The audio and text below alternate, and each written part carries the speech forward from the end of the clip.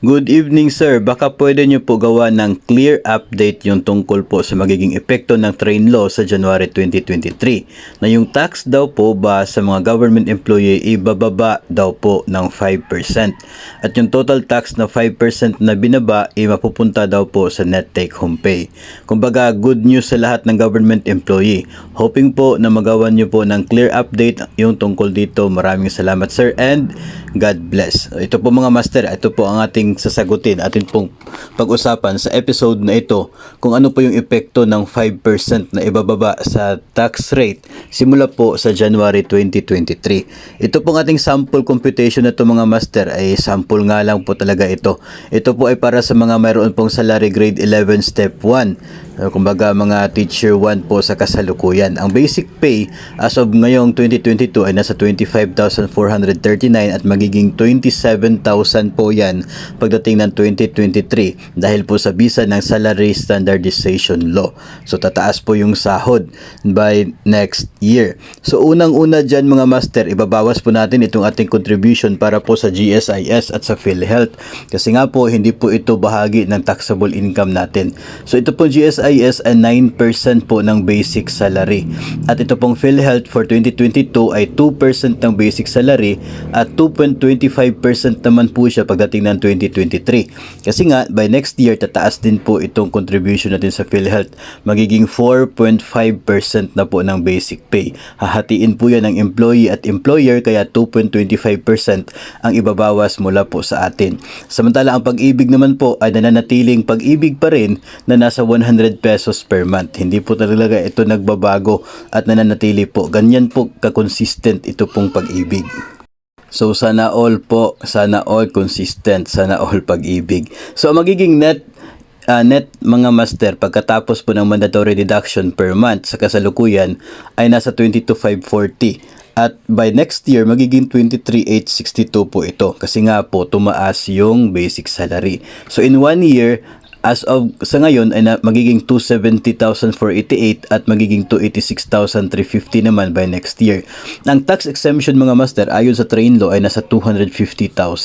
Kapag lagpas sa 250,000 level, yun lamang po yung taxable na portion. So ibabawas po natin yung 250,000. So ang taxable po in 1 year ay nasa 20,488 sa kasalukuyan at magiging 36,350 naman by 2023. Yung tax rate mga master as of now ay nasa 20% po yan. Pero doon po sa train law magiging 15% na pagdating ng 2023. Pero gawin po natin ng comparison yan mga master. So ipapakita pa rin po natin yung magiging tax sa niya kung nananatili po na 20% para makikita po natin kung magkano po yung matitipid. So yung annual tax mga master sa kasalukuyan, ang taxable level na 20,488 multiplied by 20% nasa 4,097 in 1 year. So divided by 12, ang monthly deduction po niyan ay nasa 341. By next year, from 36,350, ang 15% po niyan ay nasa 5,452 or nasa 454 per month na deduction.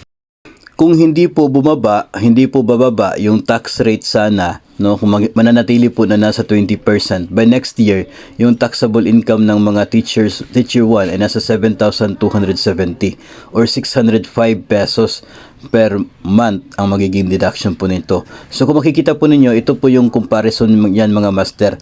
So ang magiging resulta po ay makakatipid po ang mga guro ng nasa 150 lamang naman po. 150 pesos per month ang magiging para matitipid po niya doon sa tax deduction. Dulot po yan ng pagbaba ng tax rate by next year. Pero kung titingnan po ninyo, kung ikukumpara po natin sa kasalukuyan po na tax deduction ay tataas pa rin naman po siya.